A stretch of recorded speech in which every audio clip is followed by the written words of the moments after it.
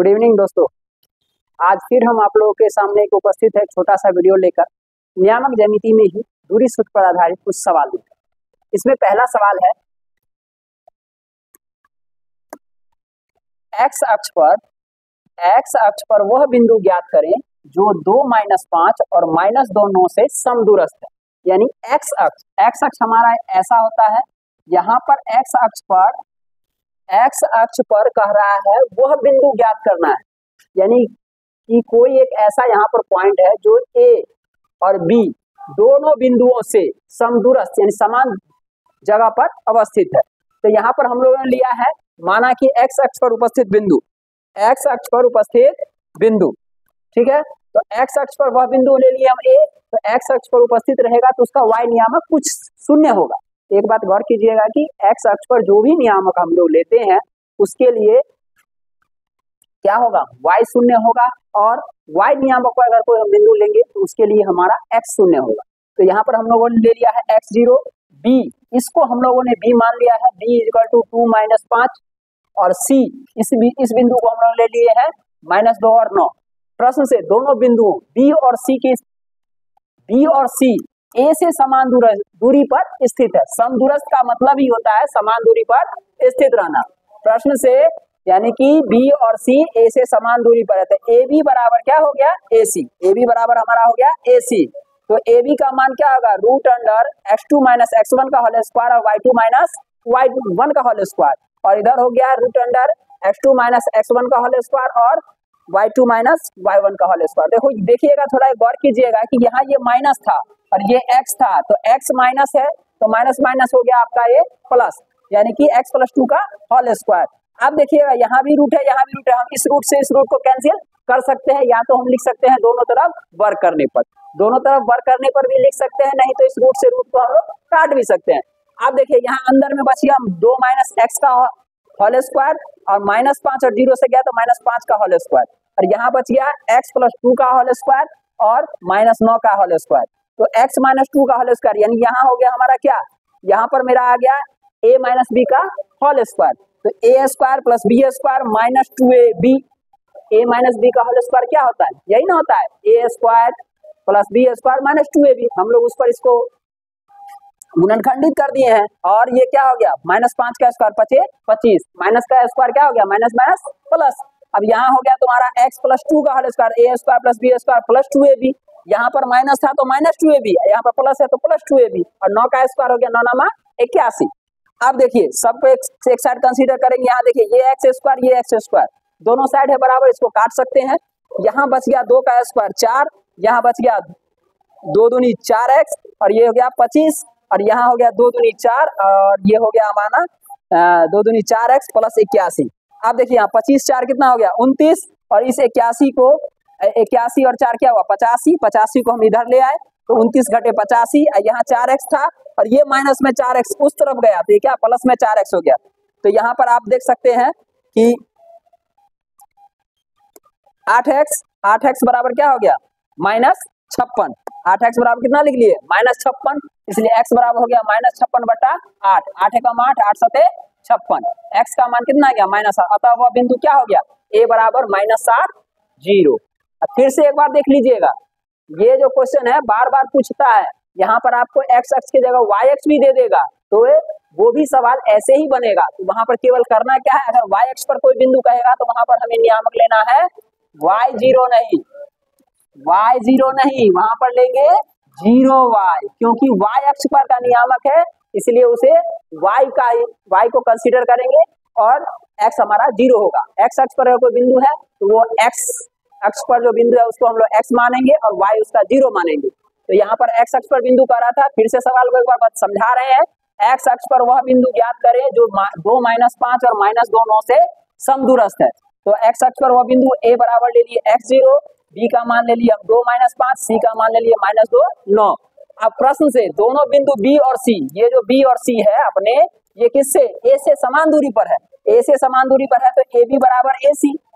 समदूरस्थ का तो यही मतलब होता है कि ये दोनों बराबर होंगे, तो AB का हम लोग दूरी सूत्र वाला फॉर्मूला लगाए, AC का भी दूरी सूत्र वाला फॉर्मूला लगाए, रूट से रूट कट गया, यहाँ पर था हमारा क्या a - b का होल स्क्वायर, यहाँ पर -5 का स्क्वायर, यहाँ a प्लस बी का होल स्क्वायर, यहाँ -9 का स्क्वायर, इसको तोड़े हैं a square plus b square -2ab पर, और 5 का स्क्वायर 25, इसको तोड़े हैं a square plus b square plus 2ab और 9×81। अब देखिए यहाँ पर क्या थोड़ा सा आप लोग फैक्टराइज पर यानी कि गुणनखंड पर ध्यान दीजिएगा, और इस बात पर ध्यान दीजिए कि हमारा गलत ना हो।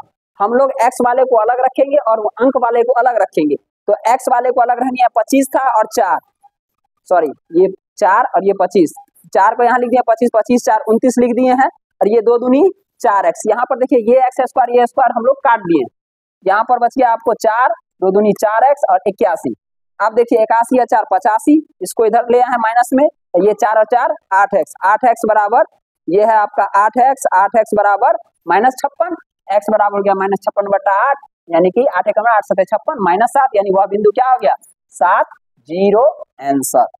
ठीक है, तो इस पर आप लोग y-x वाला भी एक आध दो सवाल बुक से बना के देखिएगा, और हम अब चलते हैं दूसरे सवाल पर। अब दूसरा सवाल है y का वह मान ज्ञात कीजिए, y का वह मान ज्ञात करना है कीजिए जिसके बिंदु P 2 - 3 और Q 10 y के बीच की दूरी 10 मात्रक है। यानी यहाँ पर बीच की दूरी दे दिया, यानी यहाँ हमारे पास दूरी प्राप्त है और नियामक ज्ञात करना है। नियामक में भी एक नियामक पूर्ण रूप से ज्ञात है, दूसरा नियामक का हमारा y-अक्ष नहीं है, उस y का मान हमें निकालना है।